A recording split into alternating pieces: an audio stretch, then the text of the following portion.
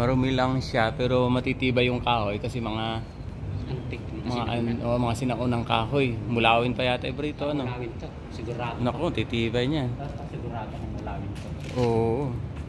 Hindi kinakana ng anay yun. Oo, kaya matibay pa rin siya. Yung mga Pero yung mga dingding lang siguro. mga lawang pula, mga lumber. Oo, yun lang nadadali. Pero yung kabuuan niya, matibay pa. Hanggang yung bubong niya, kuya ano? Lalo na yung tibay niya. Balangkas niya. Oo, matibay. Nasa condition pa siya. Oo. Lalo na yung mga ano yung tawag dito, biga ba yun? Oo, yung bigan niya mismo. Tibay pa. Lalo na yung post niya, yung mga poste. Oo. So, kamalig na kamalig talaga siya.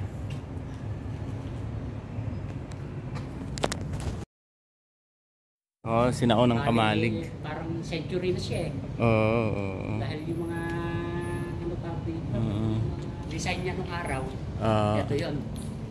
I see. Nakapuro kahoy lang siya noon, wala pang wala pang yero-yero ano. Pa-modernization ng araw eh. Ayan, pagka binabayan, saka babagsak dito yung bigas noong panahon na yan. Tutulo na. Oo nga. Yung sa ilalim na yan. Masusukal, di mo na alam yung nandyan ano. Hindi na totoo. Ha? Hindi ko alam kung ano nandyan. As is na yan. As is na yan, wala ka nang tatanggalin. Original na pagkakaban. Oo. Sa antikang ban. Issue, oo. Magkakaya rin. Oo. Galing nga. Ito maganda, dinidevelop talaga.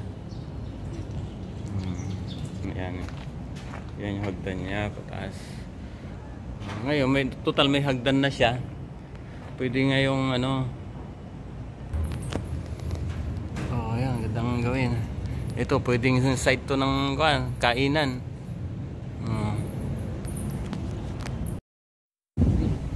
Ito yung kamatsili. Kaya lang problema pag lumalaki, naangat na niya yung ano. Ito yung iangat niya yan ano.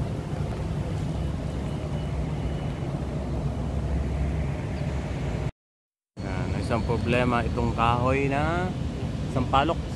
Hindi kamatsili. Ay, kamatsili pala. Medyo sinira na nga lang niya yung ano, yung bubong. Lumaki na siya eh.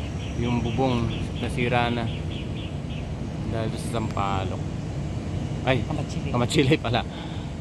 Ayan, saka yung nandun sa sulok. Bali, anong kahoy? Wild tree. Ayan, si kuya. Ano kaya maganda rito? Yung kakatin itong mga pumapasok na sayo. Oo. Ring lahat yan. Pero at least yung polo andun pa rin. Oo. Ayos lang. Ayan, pipili mo lang dyan. Pitulang dyan. Sa karga sa elf.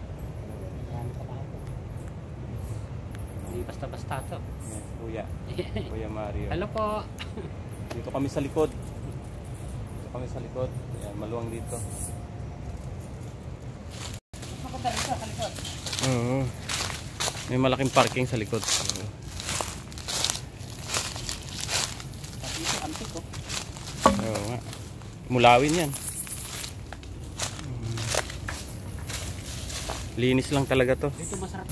Nasa wild ka, yung wild forest. Oo nga. Malong-long pa tong likod pala. Ito yung binakurang ko, tinix ko na siya. Ay, ito yung bakod. Oo.